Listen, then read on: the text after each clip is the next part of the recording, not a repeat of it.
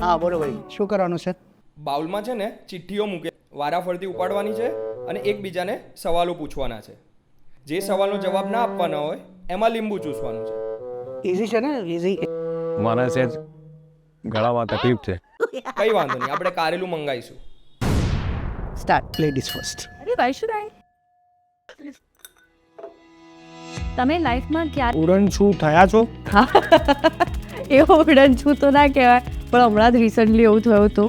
બધા ઇન્ડસ્ટ્રીના ફ્રેન્ડ્સ બધા હતા જ્યારે હિડિશનસ હું હા માફિયા રમતા હતા તો વાંધો નહીં. તો ત્યારે એવું થયું હતું કે અમે લોકો રમવા બેઠા અને બધું વાતચીતો ચાલતી હતી અને એમાં ઘરે હું એવું કહીને નીકળી હતી કે હમણાં આવું કલાક 2 કલાકમાં, પણ ખાસું લાંબુ ચાલી ગયું તો સવાર પડી ગઈ ને સવારના ઘરે બધા ઉઠ્યા ને ત્યારે હું થયું હારું હજી આવી નથી તો આમ 3-4 ફોન કોલ્સ થઈ ગયા અને બધું આમ બીજા આજુબાજુવાળાના ફોનો આવી ગયા અને બધું ખાસું એવું થયું હતું.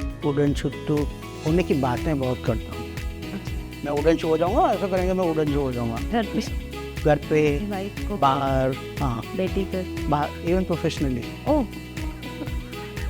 ઉડન શું કેમ? થિયેટરમાં જોવી જોઈએ. ફૂલ ફેમિલી એન્ટરટેનર છે, મજા છે, કોમેડી છે, સરસ સરસ અદ્ભુત ગીતો છે, કાસ્ટિંગ મેકિંગ બધું જ બહુ ફ્રેશ છે, રિફ્રેશિંગ છે.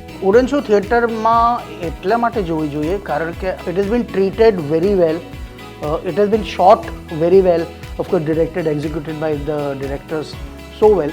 અને જે ગ્રેન્જર છે, the way the film has been produce, I don't remember કે ગુજરાતી ફિલ્મોમાં આ પ્રકારનું આ લેવલનું ગ્રેન્જર હોય છે.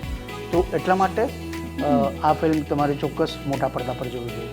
ખાસ તો અમે 2 માં છીએ એટલે આ ફિલ્મ પ્લીઝ જોવા જેવી. અને આ દેવેન્દ્ર સર પહેલી વખત ગુજરાતી ફિલ્મ ઇન્ડસ્ટ્રીમાં આવી રહ્યા છે. મારા બહુ જ ગમતા એક્ટર છે એટલે તમે એમને જોવા આવજો. બહુ જ પહેલી વાર